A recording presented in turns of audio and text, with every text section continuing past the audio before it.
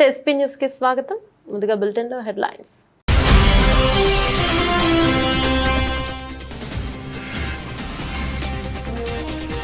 ప్రధాని మోదీని కలిసిన టీమిండియా క్రికెటర్లు టీ20 ప్రపంచ కప్ సాధించిన జట్టును అభినందించిన ప్రధాని.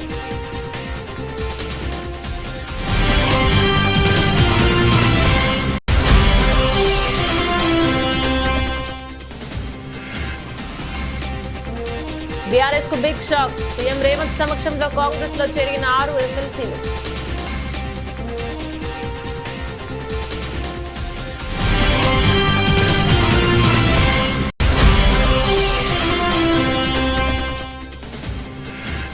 వైఎస్ఆర్ 75వ జయంతిని ఘనంగా నిర్వహించబోతున్నట్లు తెలిపిన మాజీ మంత్రి పేర్ని నాని. వైసీపీ శ్రేణులు ప్రజలకు మేలు చేసే కార్యక్రమాలు చేపట్టాలని పిలుపు.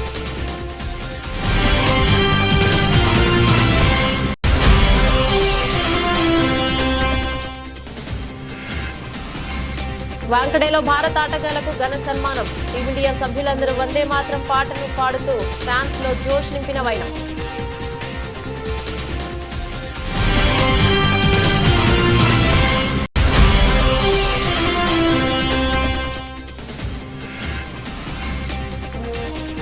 భారీ నష్టాల్లో స్టాక్ మార్కెట్లో క్షణాల్లో 3 లక్షల కోట్లు కోల్పోయిన మదుపర్లు.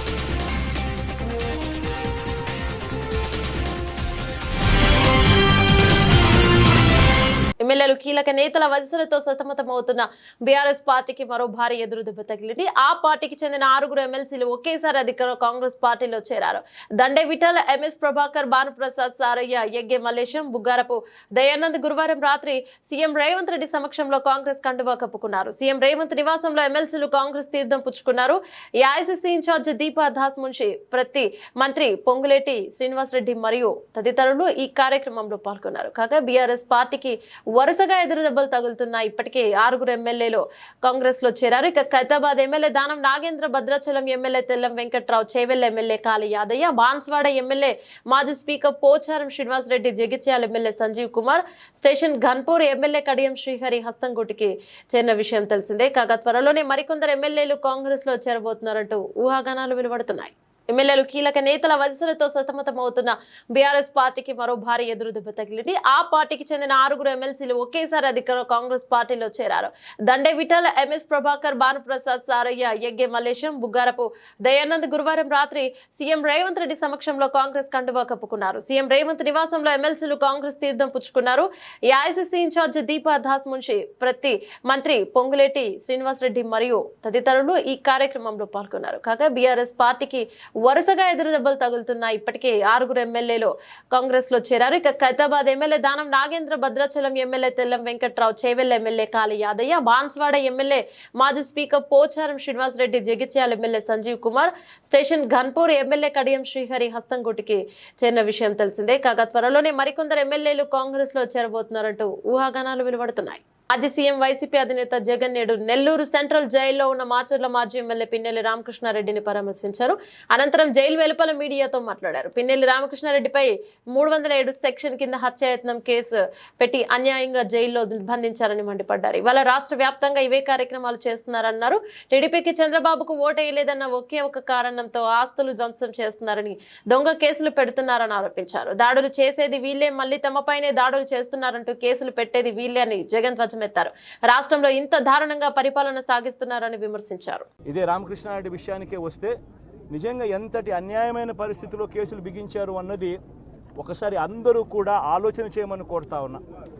ఇదే విషయం కారంపూడి ఘటన జరిగింది ఎప్పుడు, ఎన్నికలు అయిపోయిన తర్వాత మరుసటి రోజు అంటే మే 14వ తారీఖున కారంపూడిలో ఘటన జరిగింది. కారంపూడిలో ఏం ఘటన జరిగింది, ఎందుకు జరిగింది? కారంపూడిలో తెలుగుదేశం పార్టీ చేసిన ఆకృత్యాలకు ఒక ఎస్సీ కుటుంబంలో ఉన్న మహిళలు ఇబ్బంది పడే పరిస్థితిలోకి పోయినప్పుడు వాళ్ళను పరామర్శించడానికి డిఎస్పీ అనుమతి తీసుకునే మరుసటి రోజు, ఎన్నికలు అయిపోయిన మరుసటి రోజు ఎమ్మెల్యే బయలుదేరాడు. ఎమ్మెల్యే కారంపూడికి చేరుకోక మునిపే ఆ ఎస్సీ కుటుంబం అనేది కారంపూడి అటువైపున ఉంటే, ఊరికి అటువైపున వాళ్ళు ఇల్లు ఉంటే ఆ ఊరు ఎంటర్ కాకమునిపే తనని అడ్డగించడము, అక్కడే గొడవ జరగడము, గొడవ జరిగేది టౌన్లో జరుగుతూ ఉంది, ఇక్కడ నుంచి ఇక్కడ అడ్డగించినారు. అసలు సిఐ అనే నారాయణ స్వామి అనే ఈ సిఐతో కనీసం ఎమ్మెల్యే కనీసం తటస్థ కూడా పడలేదు. కనీసం చూసిన దాఖలాలు కూడా లేవు వీళ్ళిద్దరూ. ఆ రోజు ఆయన ఉండేది వేరే లొకేషన్లో, గొడవలో వేరే లొకేషన్, టౌన్ మధ్యలో గొడవ జరుగుతా అంటే ఆయన ఉన్నాడు, టౌన్ మొదట్లో ఈయన ఉన్నాడు. అసలు ఆయన తటస్థపడలేదు. ఆయన మీద ఆ గొడవ జరిగేటప్పుడు రాళ్ళు ఇటువైపు నుంచి అటువైపు నుంచి పడ్డాయి. చిన్న రాయి ఏదో తగిలి ఉండొచ్చేమో బహుశా, కానీ చిన్న రాయి కాబట్టి అసలు ఆయన మరుసటి రోజు ఆయన అదే రోజు మెడికల్ లీగల్ కేసు కూడా పెట్టలా. అంటే ఎంత చిన్న ఘటన అది, జరిగిందో లేదో కూడా తెలియదు. మే 14న జరిగితే 9 రోజుల తర్వాత, అంటే మే 23వ తారీఖున ఆయనకి ఏదో జరిగిందన్నట్టుగా ఆ సిఐ హత్యాయత్నం కేసు పెట్టడం జరుగుతూ ఉంది రామకృష్ణ. అంటే కనీసం సీన్లో కూడా లేని వ్యక్తిని. ఇది అన్యాయం కాదా అని అడుగుతా ఉన్నా. నిన్న మధిర క్యాంప్ కార్యాలయంలో భద్రాద్రి థర్మల్ పవర్ స్టేషన్ లో జరిగిన అగ్ని ప్రమాదంపై డైరెక్టర్లు, చీఫ్ ఇంజనీర్స్ అధికారులతో సమీక్ష నిర్వహించిన డిప్యూటీ సీఎం భట్టి విక్రమార్క అగ్ని ప్రమాదానికి తనిఖీ చేయడానికి సోమవారం భోపాల్ నుంచి హెచ్ఈఎల్ బృందం వస్తున్నట్లు డిప్యూటీ సీఎం కు వెల్లడించారు. బీటీపీఎస్ అధికారులు, బీహెచ్ఈఎల్ నిపుణులు పరిశీలన అనంతరం అగ్ని ప్రమాదంలో జరిగిన నష్టానికి సంబంధించిన పూర్తి అంచనా వివరాలు, సమగ్ర నివేదిక పునరుద్ధరణ చేయడానికి కావలసిన చర్యలు తీసుకోవాలని అధికారులను ఆదేశించారు. జూలై 8న దివంగత మాజీ ముఖ్యమంత్రి వైఎస్ రాజశేఖర రెడ్డి జయంతి. రాజశేఖర రెడ్డి 75వ జయంతిని రాష్ట్ర వ్యాప్తంగా ఘనంగా నిర్వహించబోతున్నామని మాజీ మంత్రి పేర్ని నాని వెల్లడించారు. ఆయన మీడియాతో మాట్లాడుతూ వైఎస్ఆర్ జయంతి రోజున వైసీపీ శ్రేణులు సామాజిక సేవా కార్యక్రమాలు చేపట్టాలని పిలుపునిచ్చారు. మొక్కలు నాటడం, రక్తదానం, పుస్తకాల పంపిణీ తదితర కార్యక్రమాలు చేపట్టాలని పేర్కొన్నారు. వైఎస్ఆర్ను ఆరాధించే వాళ్ళు ఈ కార్యక్రమంలో పాల్గొనవచ్చని తెలిపారు. ఈ మేరకు జగన్ ఆదేశించారని పేర్ని నాని వెల్లడించారు. వైఎస్ఆర్ ఆశయాలను, సిద్ధాంతాల స్ఫూర్తితోనే వైసీపీ ఏర్పడిందని, వైఎస్ఆర్ భావజాలం ఆధారంగానే పార్టీ ముందుకు నడుస్తోందని వివరించారు. పునాదిగా ఉన్నటువంటి రాజశేఖర రెడ్డి గారి యొక్క ఆలోచన విధానమే కారణంగా ఇన్ని సంవత్సరాలుగా ప్రజల్లో మమేకమై ప్రజాసేవకి నడుంగట్టినటువంటి ప్రతి వైఎస్ఆర్ కాంగ్రెస్ పార్టీ కుటుంబ సభ్యుడు కూడా రేపు అందరికీ కూడా వైఎస్ఆర్ కాంగ్రెస్ పార్టీ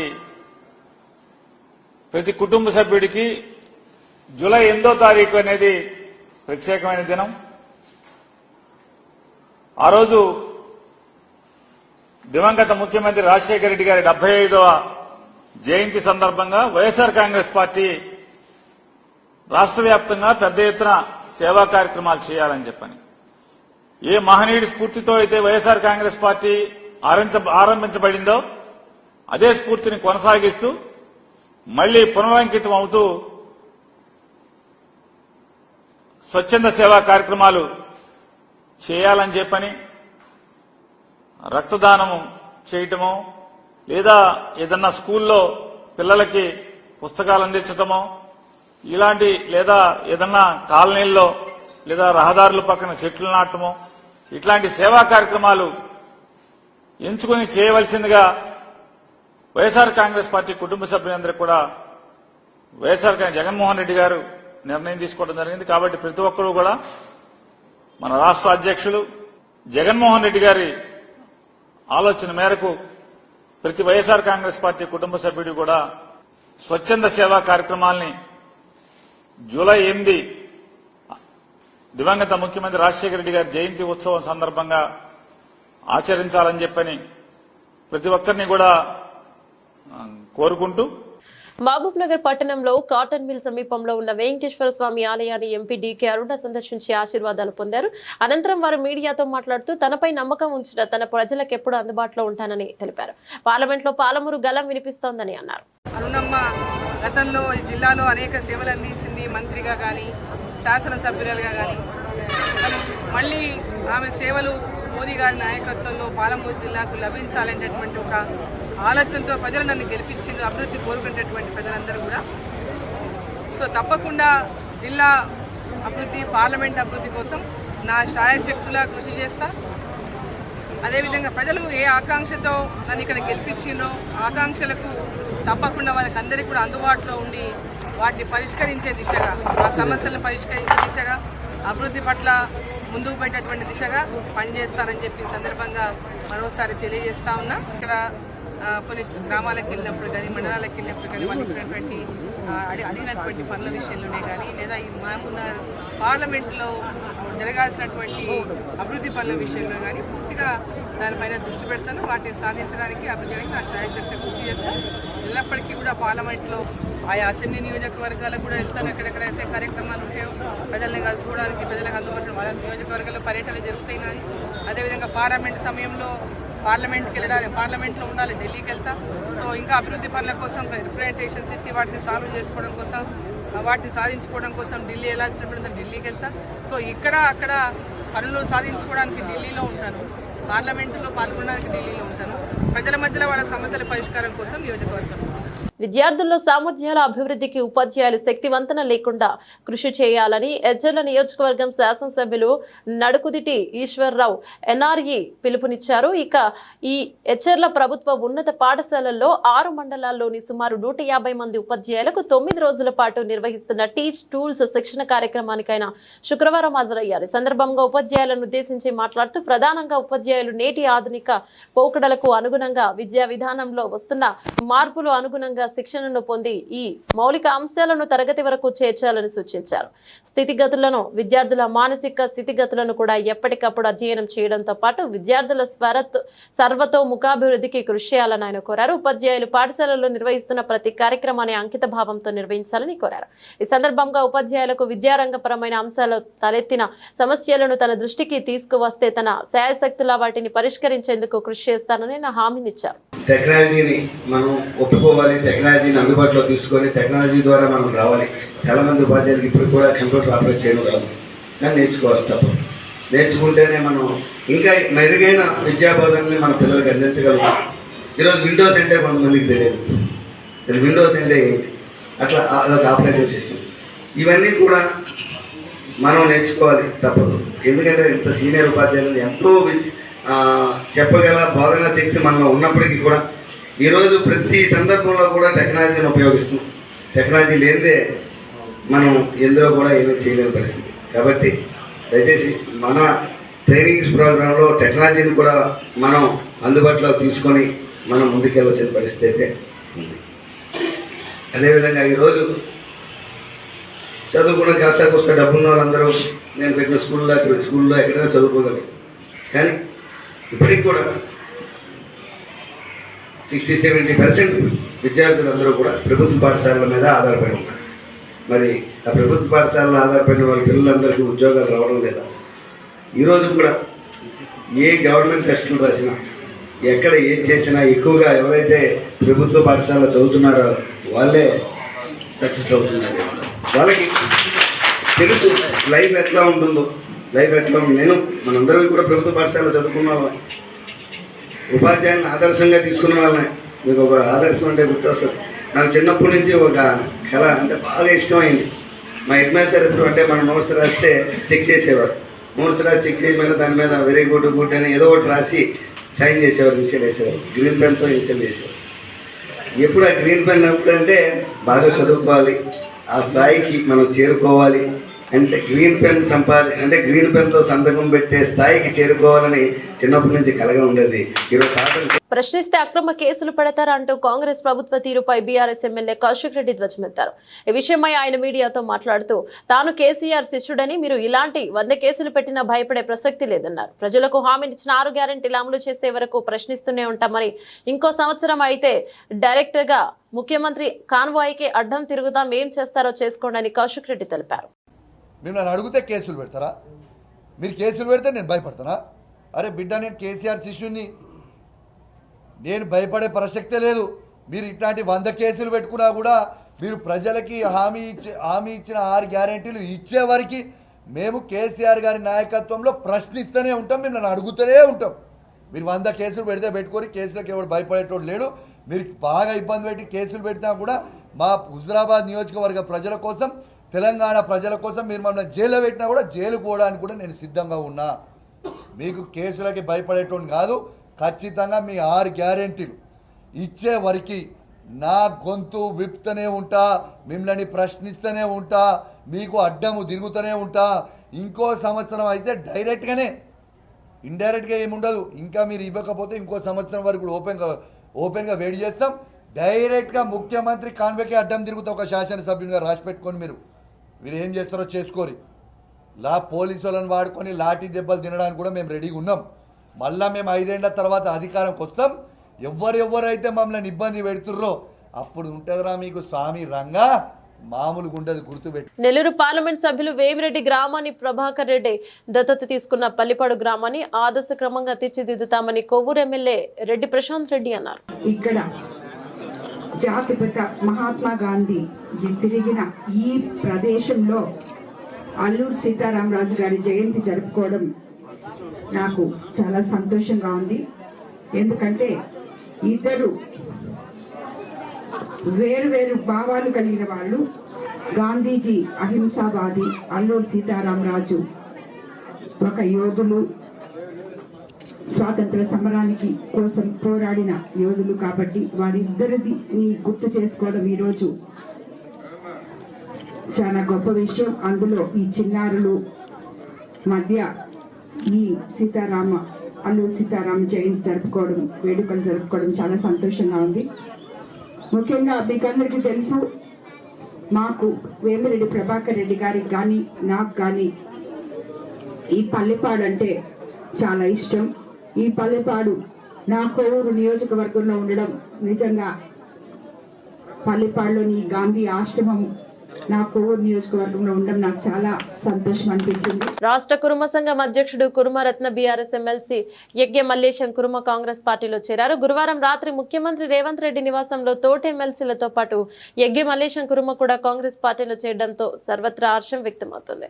ఊహకందని పరిణామం చోటు చేసుకున్న పరిణామాలు ఎమ్మెల్సీ యజ్ఞ మల్లేశం కురుమతో పాటు మరో 5గురు ఎమ్మెల్సీలు బొగ్గారపు దయానంద్, ఎంఎస్ ప్రభాకర్, భానుప్రసాద్, బస్వరాజ్, సారయ్య, దండే విఠల్ కూడా కాంగ్రెస్ పార్టీలో చేరారు. దీంతో బీఆర్ఎస్ పార్టీకి చెందిన షాక్ తగిలింది. వారందరూ ఒకేసారి కాంగ్రెస్ పార్టీలో చేరడం సంచలనం రేపింది. ఇప్పటికే 6గురు ఎమ్మెల్యేలు కాంగ్రెస్ లో చేరగా 6గురు ఎమ్మెల్సీలు కాంగ్రెస్ లోకి వెళ్లడం వల్ల భారాసకు కోలుకోలోని దెబ్బ తగిలిందని, మరికొంతమంది ఎమ్మెల్యేలు కూడా కాంగ్రెస్ పార్టీలో చేరవచ్చని రాజకీయ పరిశీలకులు భావిస్తున్నారు. ఇదిలా ఉండగా రాష్ట్ర కురుమ సంఘం అధ్యక్షుడు ఎమ్మెల్సీ యజ్ఞ మల్లేశం కాంగ్రెస్ లో చేరడంతో చర్చనీయాంశమైంది. శ్రీకాకుళం జిల్లా ఎచ్చెర్ల నియోజకవర్గంలోని నారాయణపురం కాలనీ వాసులు ఎచ్చెర్ల ఎమ్మెల్యే నడకుదిటి ఈశ్వర్రావు గారును శుక్రవారం పరిశీలించారు. ఈ సందర్భంగా ఆయన మాట్లాడుతూ కాలువలు జంగిల్స్ ఉన్న కారణంగా వెంటనే జంగిల్స్ క్లియర్ చేయాలని సంబంధిత అధికారులను ఆయన ఆదేశించారు.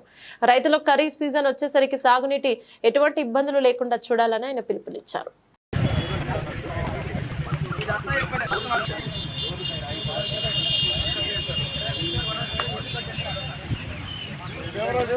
నిజాంపేట మండలంలోని రజాక్పల్లి, కాసింపూర్ గ్రామాల్లో నీటి స్వచ్ఛతపై కేంద్ర బృందం సభ్యులు పర్యటించారు.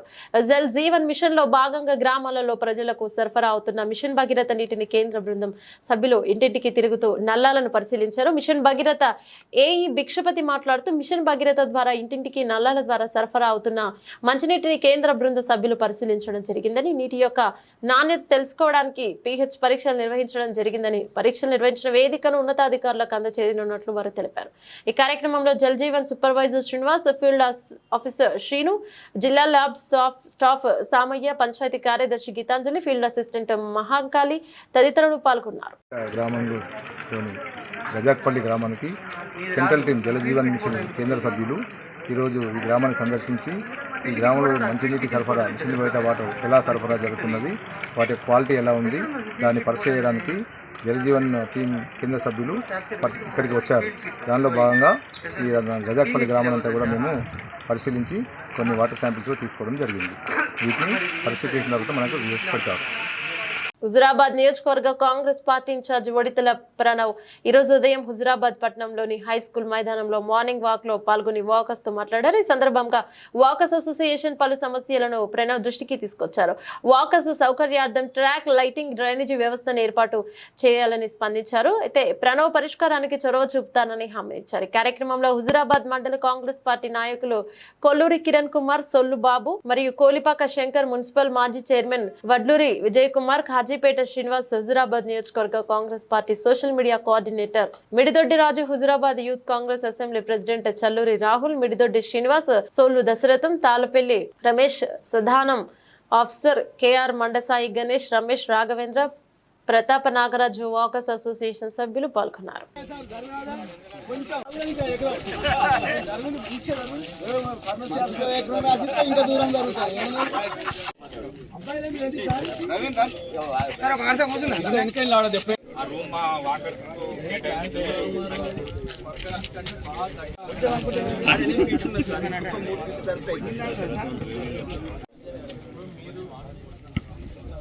మూడు స్టెప్ బై స్టెప్. ఫస్ట్ మనకు drainage, second track, third lights.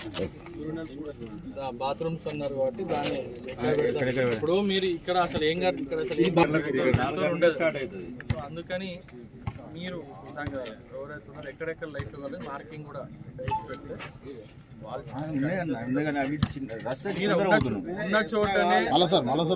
ఉన్న చోటనే పెట్టాలి ఒక ఆప్షన్. కొన్ని స్పాట్స్ ఐడెంటిఫై టర్నింగ్స్ దగ్గర, మూల దగ్గర ఏమైతే డార్క్ అయిపోతుంది కంప్లీట్లీ.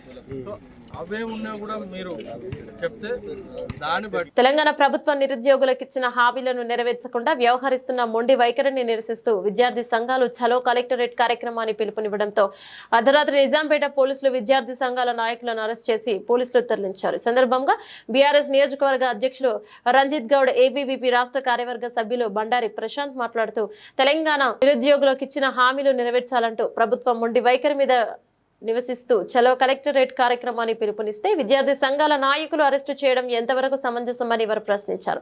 నిరుద్యోగులకు ఉద్యోగాలు కల్పిస్తామని అధికారంలో వచ్చిన కాంగ్రెస్ నేడు నిరుద్యోగులకు శాపంగా మారిందన్నారు.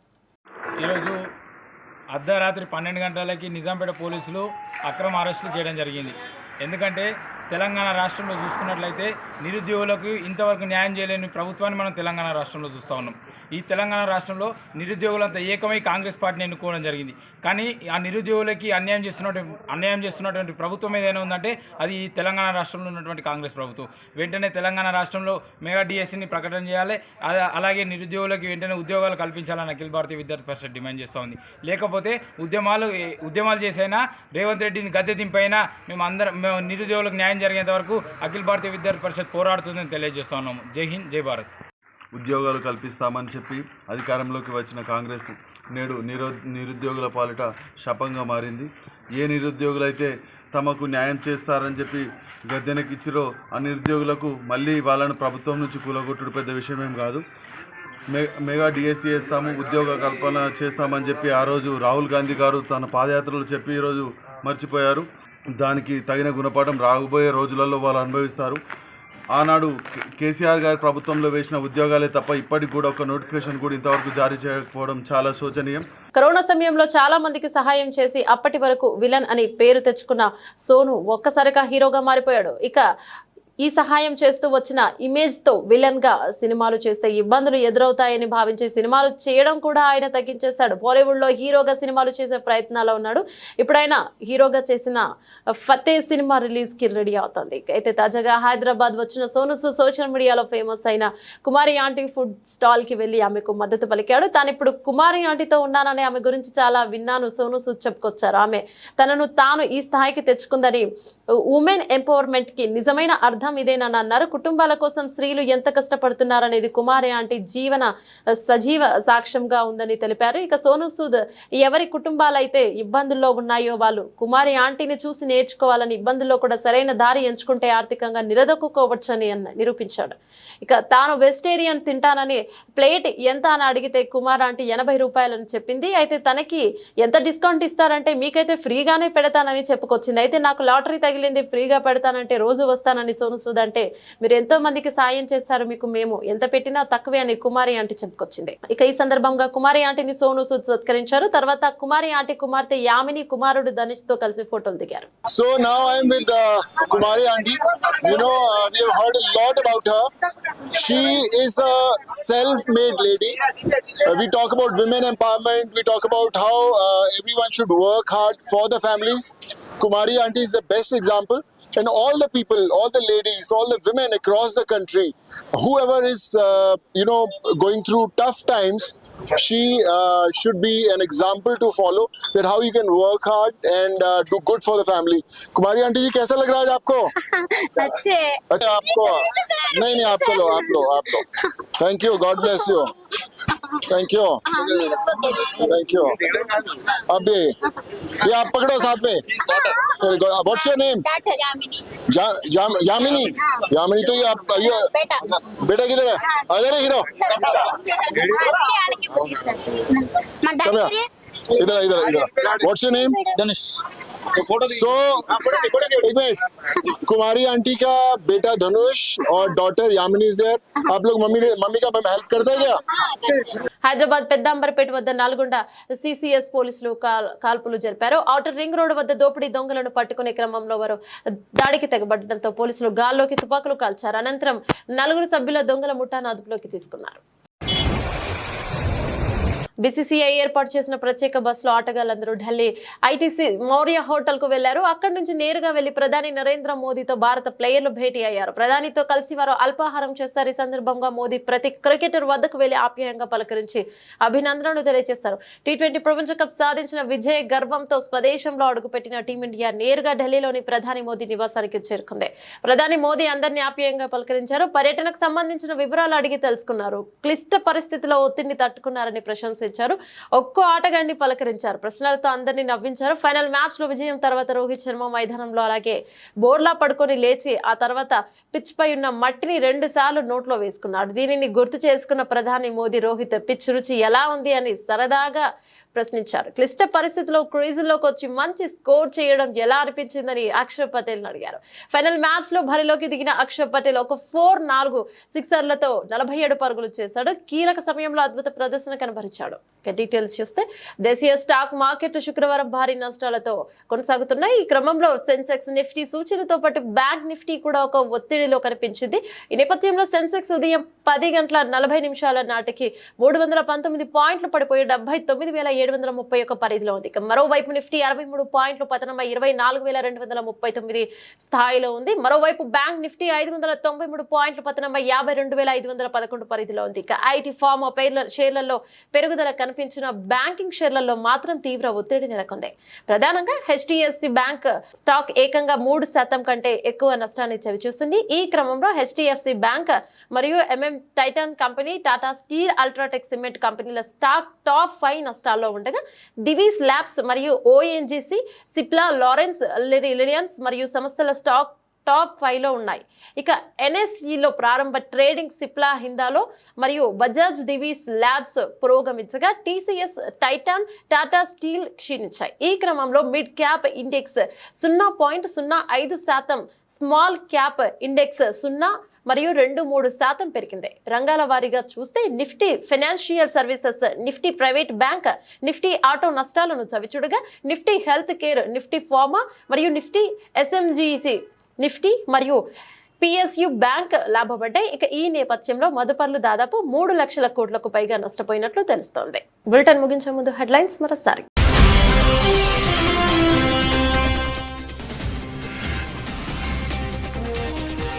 ప్రధాని మోదీని కలిసిన టీమిండియా క్రికెటర్లు. టీ20 ప్రపంచ కప్ సాధించిన జట్టును అభినందించిన ప్రధాని.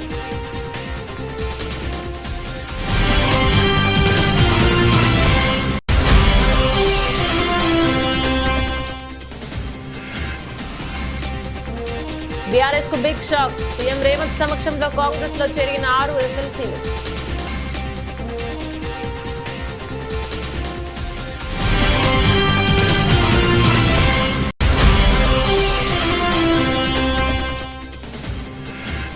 వైఎస్ఆర్ 75వ జయంతిని ఘనంగా నిర్వహించబోతున్నట్లు తెలిపిన మాజీ మంత్రి పేర్ని నాని.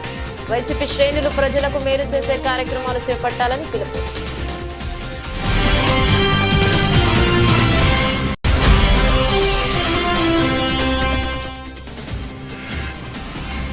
వాంకడేలో భారత ఆటగాళ్లకు ఘన సన్మానం. టీమిండియా సభ్యులందరూ వందే మాత్రం పాటను పాడుతూ ఫ్యాన్స్ లో జోష్ నింపిన వైనం.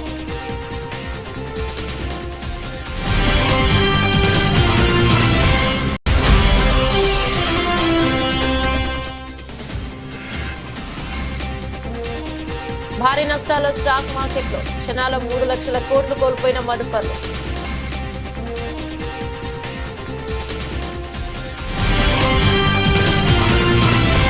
ఇవి బులెటిన్లోని అప్డేట్స్. మరో బులెటిన్లో మళ్ళీ కలుసుకుందాం. అందరికి సెలవు. నమస్తే.